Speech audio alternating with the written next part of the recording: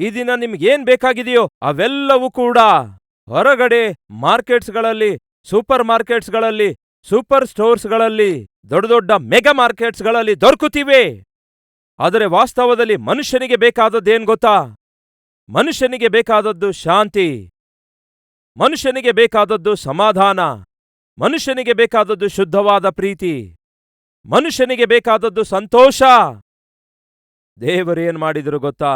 ಮನುಷ್ಯನಿಗೆ ಬೇಕಾದಂತಹ ಸಂತೋಷ, ಸಮಾಧಾನ, ಸಕಲ ಆಶೀರ್ವಾದಗಳನ್ನು, ಪ್ರೀತಿ, ಅನುರಾಗ, ಅನುಬಂಧ ಇವು ಈ ಭೂಮಿಯ ಮೇಲೆ ಬೇರೆ ಎಲ್ಲಿಯೂ ಕೂಡ ದೊರಕುವುದೇ ಇಲ್ಲ. ಅವುಗಳ ಅಡ್ರೆಸ್ ದೇವರಾಗಿದ್ದಾರೆ.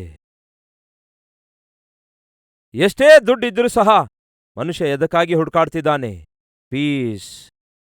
ಕೆಲವರು ಹೇಳ್ತಾರಲ್ಲವೇ, ಎಷ್ಟು ದುಡ್ಡಿದ್ರೆ ಏನ್ ಲಾಭ, ಎಷ್ಟೇ ಐಷಾರಾಮಿದ್ರೆ ಏನ್ ಲಾಭ, ಎಷ್ಟೇ ದುಡ್ಡಿದ್ರು ಏನ್ ಲಾಭ, ಎಷ್ಟೇ ದೊಡ್ಡ ಮಟ್ಟದ ಬ್ಯಾಂಕ್ ಬ್ಯಾಲೆನ್ಸ್ ಇದ್ರೆ ಏನ್ ಲಾಭ, ಎಷ್ಟೇ ದೊಡ್ಡ ಫ್ಯಾಕ್ಟ್ರಿ ಇದ್ರೆ ಏನ್ ಲಾಭ, ಎಷ್ಟೇ ದೊಡ್ಡ ವ್ಯಾಪಾರ ಇದ್ರೆ ಏನ್ ಲಾಭ, ಎಷ್ಟೇ ದೊಡ್ಡ ಸಂಬಳ ಬಂದ್ರೆ ಏನ್ ಲಾಭ, ಮನೆಗೆ ಬಂದ್ರೆ ಹೆಂಡತಿಯೊಂದಿಗೆ ಸಮಾಧಾನ ಇಲ್ಲ, ಮಕ್ಕಳೊಂದಿಗೆ ಐಕ್ಯತೆ ಇಲ್ಲ, ನರಕಯಾತನೆ.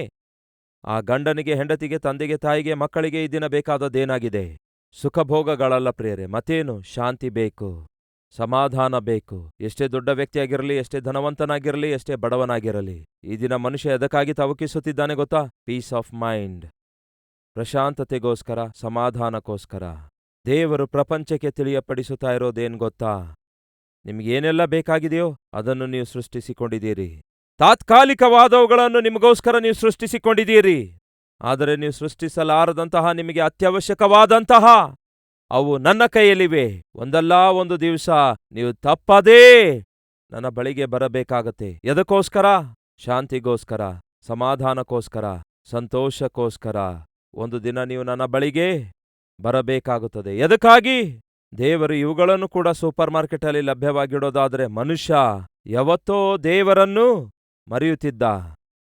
ಅದಕ್ಕಾಗಿಯೇ ಮನುಷ್ಯರಿಗೆ ಅತ್ಯವಶ್ಯಕವಾಗಿರುವ ಶಾಂತಿ, ಸಮಾಧಾನ, ಸಂತೋಷ, ಪ್ರೀತಿ ತನ್ನ ಕೈಯಲ್ಲಿಟ್ಕೊಂಡಿದ್ದಾರೆ. ಎದಕ್ಕಾಗಿ? ಅವು ಆತನ ಬಳಿಯಲ್ಲಿ ಮಾತ್ರವೇ ದೊರಕುತ್ತವೆ.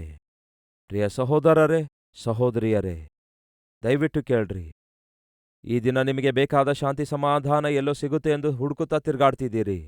ಪ್ರೀತಿ, ಅನುರಾಗ, ಅನುಬಂಧ ಯಾರೋ ಬಳಿಯಲ್ಲಿ ಸಿಗುತ್ತೆ ಎಂದು ಅವನ ಹಿಂದೆ, ಅವಳ ಹಿಂದೆ ನೀವು ತಿರುಗಾಡ್ತಾ ಇದ್ದೀರಿ. ಆದರೆ ಒಂದು ಮಾತ್ರ ವಾಸ್ತವ, ನಿಮಗೆ ಬೇಕಾದ ಶಾಂತಿ, ಸಮಾಧಾನ, ಸಂತೋಷ ನಿಮ್ಮನ್ನು ನಂಬಿಸಿ ವಂಚಿಸುವಂಥವರ ಬಳಿಯಲ್ಲಿ ದೊರಕುವುದಿಲ್ಲ. ಆದರೆ ನಿಮ್ಮನ್ನು ಪ್ರೀತಿಸಿ ತನ್ನ ಪ್ರಾಣವನ್ನೇ ಧಾರೆ ಎರೆದಿರುವ ನನ್ನ ಕರ್ತನಾದ ಯೇಸು ಕ್ರಿಸ್ತನ ಬಳಿಯಲ್ಲಿ ಮಾತ್ರವೇ ದೊರಕುತ್ತದೆ. ಇದೇ ಸತ್ಯ, ಇದೇ ವಾಸ್ತವ. ಕೇಳಿರಿ. ನೀವು ನಿಮ್ಮ ಜೀವಿತದಲ್ಲಿ ದೇವರ ಸಂತೋಷ, ಸಮಾಧಾನವನ್ನು ಹೊಂದಿಕೊಳ್ಳಬೇಕಾದರೆ ಯಾವ ಪಾಪವಾಗಲಿ, ಯಾವ ಕೆಟ್ಟ ಚಟವಾಗಲಿ, ಯಾವ ದುಷ್ಕೃತ್ಯವಾಗಲಿ, ಯಾವ ದುರ್ನೀತಿಯಾಗಲಿ, ಯಾವ ದುಷ್ಟತ್ವವಾಗಲಿ ನಿಮ್ಮನ್ನು ಪಾಪಿಷ್ಠನನ್ನಾಗಿ ಮಾಡಿ, ಪಾಪಿಷ್ಠಳನ್ನಾಗಿ ದೇವರಿಂದ ದೂರ ಮಾಡಿದೆಯೋ ಅದರಿಂದ ಪ್ರತ್ಯೇಕಿಸಿಕೊಳ್ಳಬೇಕು. ನೀವು, ನಾನು ಪ್ರತ್ಯೇಕಿಸಲ್ಪಟ್ಟಿದ್ದೇವೆ. ಎಲ್ಲಿಂದ ಪ್ರತ್ಯೇಕಿಸಲ್ಪಟ್ಟಿದ್ದೇವೆ? ಯಾವುದರಿಂದ ಬೇರ್ಪಡಿಸಲ್ಪಟ್ಟಿದ್ದೇವೆ? ಅಷ್ಟಕ್ಕೂ ಆತ್ಮಿಕ ಜೀವಿತ ಹೇಗೆ ಸ್ಟಾರ್ಟ್ ಆಯಿತು, ಒಂದು ಸಭೆಯು ಹೇಗೆ ಸ್ಟಾರ್ಟ್ ಆಯಿತು ಎಂದು ತಿಳ್ಕೊಳ್ಳಲು ಬಯಸುತ್ತಾ ಇದ್ದೀರಾ? ಹಾಗಾದ್ರೆ ಬನ್ನಿ, ಮೊದಲನೇ ಪೇತ್ರ ಪತ್ರಿಕೆ 2ನೇ ಅಧ್ಯಾಯ 9ನೇ ವಚನ ಓದುತ್ತೇನೆ ಕೇಳಿ. ಆದರೆ ನೀವಾದರೋ ಕತ್ತಲೆಯೊಳಗಿಂದ ತನ್ನ ಆಶ್ಚರ್ಯಕರವಾದ ಬೆಳಕಿಗೆ ಕರೆದಾತನ ಗುಣಾತಿಶಯಗಳನ್ನು ಪ್ರಚುರಪಡಿಸುವವರಾಗುವಂತೆ. ಕೇಳ್ತಿದ್ದೀರಾ ಫ್ರೆಂಡ್ಸ್? ಒಮ್ಮೆ ನೀವು ಕತ್ತಲೆಯೊಳಗೆ ಜೀವಿಸಿದ್ರಿ, ಕತ್ತಲೆಯ ಕಾರ್ಯಗಳನ್ನು ಮಾಡುತ್ತಾ ಜೀವಿಸಿದ್ದೀರಿ, ಸೈತಾನನಿಗೆ ಬಂದಿಯಾಳುಗಳಾಗಿ ಜೀವಿಸಿದ್ದೀರಿ. ಅವನು ಕೂತ್ಕೋ ಅಂತ ಹೇಳಿದ್ರೆ ಕೂತ್ಕೊಂಡಿದ್ರಿ, ನಿಂತ್ಕೋ ಅಂದ್ರೆ ನಿಂತ್ಕೊಂಡಿದ್ದೀರಿ, ತಿರ್ಗಾಡು ಅಂದ್ರೆ ತಿರ್ಗಾಡಿದಿರಿ, ಕುಡಿ ಅಂದ್ರೆ ಕುಡಿದಿದ್ದೀರಿ, ತೂಗಾಡು ಅಂದ್ರೆ ತೂಗಾಡಿದ್ರಿ. ಸೈತಾನನಿಗೆ ಬಂದಿಯಾಳುಗಳಾಗಿ ಕತ್ತಲೆಯಲ್ಲಿ ಜೀವಿಸಿದ್ದೀರಿ. ದೇವರು ಹೇಳ್ತಿದ್ದಾರೆ, ಆ ಕತ್ತಲೆಯೊಳಗಿಂದ ಆಶ್ಚರ್ಯಕರವಾದ ತನ್ನ ಬೆಳಕಿನೊಳಗೆ ಕರೆದಿರುವ ಅಂದ್ರೆ ಅರ್ಥವೇನು? ಬೇರೆ ಮಾಡಲಾದಾಗ ಅಂದ್ರೆ ಆತ್ಮಿಕ ಜೀವಿತ ಯಾವಾಗ ಪ್ರಾರಂಭ ಆಗುತ್ತೆ? ಕತ್ತಲೆಯೊಳಗಿಂದ ಬೆಳಕಿನೊಳಗೆ ಬಂದಾಗ ಪ್ರಾರಂಭ ಆಗುತ್ತೆ. ಕತ್ತಲೆಯೊಳಗಿಂದ ಬೇರೆಯಾದಾಗ ನಿಮ್ಮ ಆತ್ಮಿಕತೆ ಪ್ರಾರಂಭವಾಯಿತು. ಒಬ್ಬ ಆತ್ಮೀಕನ ಪ್ರಾರಂಭವು ಬೇರ್ಪಡಿಸುವಿಕೆ. ಅಂದರೆ ಲೋಕದಿಂದ ಬೇರ್ಪಡಿಸಲ್ಪಟ್ಟಿದ್ದೀರಿ, ಕತ್ತಲೆಯಿಂದ ಬೇರ್ಪಡಿಸಲ್ಪಟ್ಟಿದ್ದೀರಿ, ಪಾಪದಿಂದ ಬೇರ್ಪಡಿಸಲ್ಪಟ್ಟಿದ್ದೀರಿ, ಸೈತಾನನ ಬಲವಾದ ಹಿಡಿತದಿಂದ ಬೇರ್ಪಡಿಸಲ್ಪಟ್ಟಿದ್ದೀರಿ. ಯಾಕೆ ಬೇರ್ಪಡಿಸಲ್ಪಟ್ಟಿದ್ದೀರಿ? ಯಾಕೆ ಪ್ರತ್ಯೇಕಿಸಲ್ಪಟ್ಟಿದ್ದೀರಿ? ನಿಮ್ಮನ್ನು ಕರೆದಂತಹ ದೇವರ ಗುಣಗಳನ್ನು, ಅತಿಶಯಗಳನ್ನು ಪ್ರಚುರ ಪಡಿಸುವುದಕ್ಕಾಗಿಯೇ, ನೀವು ದೇವರ ಮಗುವಾಗಿ ಜೀವಿಸುವುದಕ್ಕಾಗಿ, ಆತನ ಗುಣಗಳನ್ನು ನಿಮ್ಮ ಜೀವಿತದಲ್ಲಿ ತೋರ್ಪಡಿಸುತ್ತಾ ಒಬ್ಬ ಯಾಜಕನಾಗಿ ಜೀವಿಸುವುದಕ್ಕಾಗಿ, ಪರಿಶುದ್ಧ ಜನವಾಗಿ ಜೀವಿಸುವುದಕ್ಕಾಗಿ, ದೇವರ ಸ್ವಕೀಯ ಪ್ರಜೆಯಾಗಿ ಜೀವಿಸುವುದಕ್ಕಾಗಿ ದೇವರು ನಮ್ಮನ್ನು ಪ್ರತ್ಯೇಕಿಸಿದ್ದಾರೆ.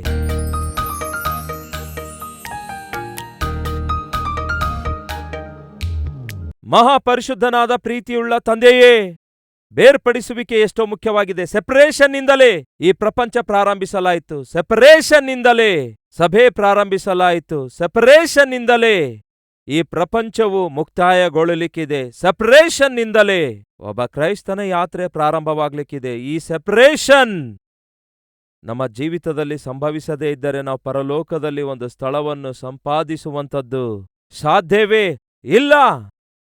ಈ ಸತ್ಯವನ್ನು, ಈ ವಾಸ್ತವವನ್ನು ಗ್ರಹಿಸಿರುವಂತಹ ಅನೇಕ ಜನರು, ನಿಮ್ಮ ಮಕ್ಕಳು ದೇವರೇ, ತಮ್ಮ ಕೈಯೆತ್ತಿ ತೋರಿಸುತ್ತಾ, ಯೆಸಯ್ಯಾ, ಈ ಭೂಮಿಯ ಮೇಲೆಯೇ ನನ್ನನ್ನು ಪ್ರತ್ಯೇಕಿಸಿರಿ. ಪಾಪದಿಂದಲೂ ಪಾಪಿಷ್ಟ, ಕಾರ್ಯಗಳಿಂದಲೂ ಪಾಪಿಷ್ಟ, ರಜೆಗಳಿಂದಲೂ ಪಾಪಿಷ್ಟ, ಪದ್ಧತಿಗಳಿಂದಲೂ ಪಾಪಿಷ್ಟ, ಪ್ರದೇಶಗಳಿಂದಲೂ ನನ್ನನ್ನು ಬೇರೆ ಮಾಡಿರಿ. ನಿವಾಸಿಸಿದಂತಹ ಜೀವಿತ ಜೀವಿಸುವ ಕೃಪೆ ನಮ್ಮೆಲ್ಲರಿಗೂ ದಯಪಾಲಿಸಿರೆಂದು ಯೇಸು ಕ್ರಿಸ್ತನ ನಾಮದಲ್ಲಿ ಬೇಡಿ ಹೊಂದಿದ್ದೇವೆ ತಂದೆಯೇ, ಆಮೇನ್.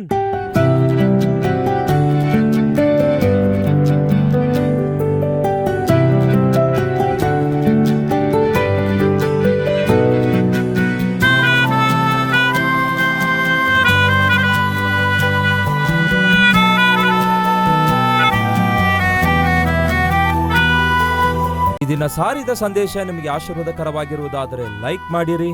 ಇಂಥ ಅದ್ಭುತವಾದ ಸಂದೇಶಗಳನ್ನು ಪ್ರತಿದಿನ ನೋಡಲು ಆಶಿಸುತ್ತಾ ಇದ್ದೀರಾ? ಹಾಗಾದರೆ ಸಬ್ಸ್ಕ್ರೈಬ್ ಮಾಡಿ, ಹಾಗೆಯೇ ಬೆಲ್ ಐಕಾನ್ ಕ್ಲಿಕ್ ಮಾಡಿ, ಅನೇಕರಿಗೆ ಈ ಸಂದೇಶವನ್ನು ಶೇರ್ ಮಾಡುವ ಪ್ರಯತ್ನ ಮಾಡಿ.